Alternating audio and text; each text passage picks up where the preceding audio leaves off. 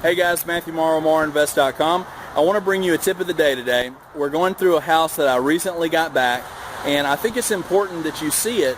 A lot of people, hear horror stories about rental properties, and there are some. And a lot of the times that comes with accidental investors. I did a video on that where people get properties and this is not a business to them. It's just they couldn't sell their house and so they started renting it, or a grandparent or family member passed away and they couldn't sell it and so they started renting. Those are accidental investors. That's different than people that are purposefully landlords, that this is the business and they treat it as a business.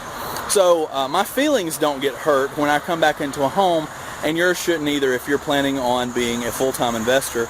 And a lot of times, a lot of investors don't even fiddle with all this. I'm coming into this house today just to show you things that you should expect, and we're going to do a quick walkthrough and show you what you think.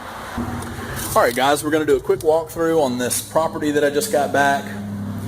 Just want you to know some of the things you should expect to see when you get a rental property back. Again, I don't want your feelings to be hurt. A lot of it is just cleaning. See here, the fan hadn't been cleaned in a year. They left an old television. They left some old paintings.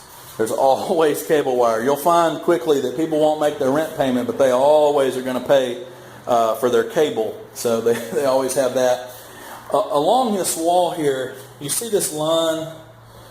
This here goes all the way down. Well, that's where their couch sat. So not only are you going to have that to clean, but you can see it scuffed some of the paint. Some of the paint here has been scuffed. And all you got to do is you're going to wipe these walls down, clean them, and then you're going to come back with the original paint. And of course, to keep yourself from lots of different color palettes, you don't have to have the latest HGTV color palette. You know what you need? Beige. That's what you need. Here's a fun tip. You can go, and you know what? If you mix 5 different colors of tan together, what you get? You get tan. So all the investment books, this is an investor special here. You want to do Killian beige on the walls, semi-gloss white on the trims and on the doors. And it just makes things very simple, because every house you get, you just do the same thing to. I pulled out some nails here. Let me show you the nails. Look at, they put 4-inch nails in the wall, and why people do that I don't know, but you're going to come back with that DAP putty that I showed you, and you're just going to put a little on your finger and push it into the hole, and then you're going to come back after a few minutes once it dries, maybe 30 minutes to an hour, and you're going to take your sanding block and just sand over, and then you're going to come back and wipe with a cloth when you wipe down the walls, and then you're going to come back with your Killian beige paint and paint it up. Again, a lot of when you get a house back is just cleaning. You see all this smudge. She had children. You can see a lot of this will just wipe right up, and you're going to come back over with your fresh paint. That's going to help the smell as well. There's a stale smell in here. That'll help that. My high-end alarm system stopped working, and she said you didn't know why. Well, you see here the power line goes to the other side. Well, she had unplugged the power to plug in a television, and that's why the backup power and all didn't work. So that's why this unit's not working. The power hadn't been turned on. It's Veterans Day, but I'm, of course, working. You see how nasty that vent looks? That means she has not cleaned in forever, which is fine. Again, we're going to have the system checked. It looks like she has not replaced any of the filters that I bought her, so we're going to replace that. Well, I'll also make sure, as a landlord, you got to have fire alarms and sometimes carbon monoxide, depending on where it is. So I've got my fire alarm here. Again, you see all the smudging that's down here. You can see I've already got all my tools in here ready to start cleaning and do any little repairs that need to be done. You can see how greasy this is. You can get your favorite cleaner, which mine is probably Grease Lightning here. A little plug for them. Grease Lightning and Clorox, whatever you like. You can see there's been food left. There's maggots and flies, and it's pretty gross. Here's a really gross thing. Get ready. She left all her stuff in the refrigerator. So, Yeah, it smells as bad as it looked. So that'll just take some Clorox and let it air out, and it'll clean up just fine. Here I'm going to put another, this happens whenever you have one of these thermostats that has the little front plate on it. Very cheaply, this actually still works, but it no longer looks good. So I'll probably come back and replace it with a little $100 electrical one. You don't have to get one with all the bells and whistles. Just get the cheap one, and it will work just fine for a rental property. Again, you come in here, there's always cable. There is always, people always pay for their cable. So there's always extra cable wires. You see they took the doors off. I have no idea why. Nearly every time I get one of these houses back, the doors have been taken off. I guess they don't like sliding them.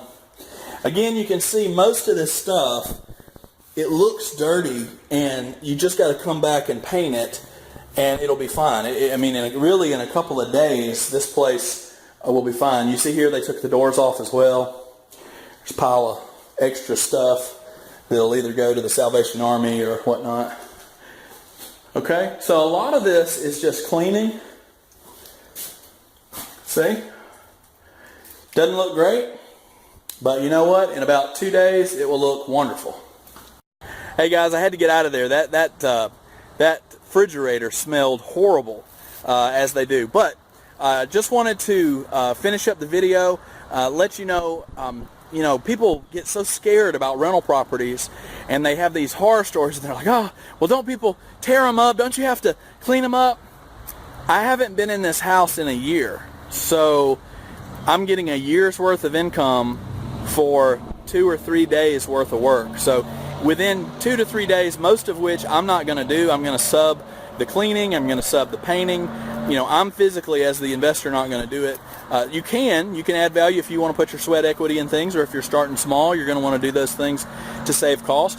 Thankfully, I'm at a point now where I don't have to do that, so I will pay somebody to come in and clean, paint everything, and I'll come in a couple of days, and it'll look right as rain. That's exciting that I don't have to do that anymore. I've done lots of manual labor in my past. Thankfully, that's not the case currently.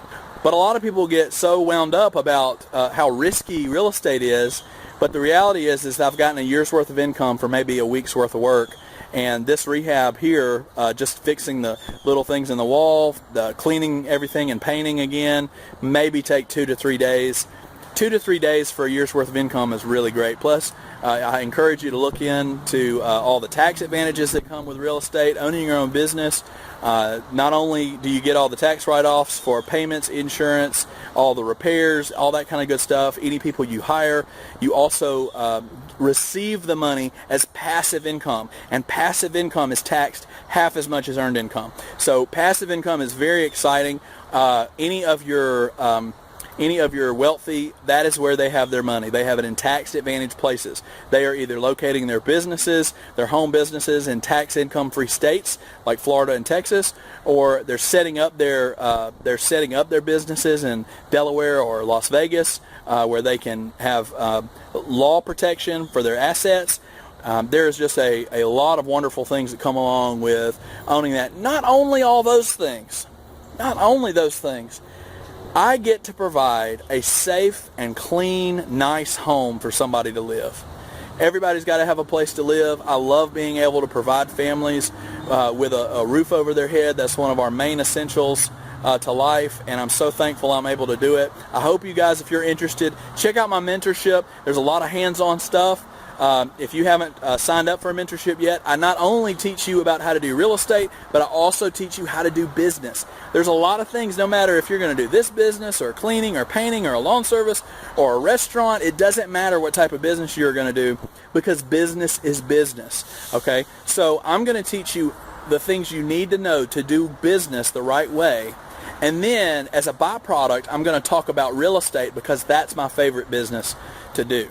Okay, so we're at the first part of the mentorship. I will teach you how to set goals, how to find the business you want to, figure out what your passion is, what your purpose is, what it is you want to do, what it is you want to accomplish, how you want to accomplish it, and then we're going to make a plan to help you accomplish those goals. One of the ways it's helped accomplish my goals is I had my lawn service for years. Now I'm a full-time real estate investor, and that's what did it for me. You might want to be a goat herder. I don't know, but whatever it is, I can teach you how to run your business properly and save yourself a lot of heartache in the meantime. I hope you guys will check it out. Have a great day.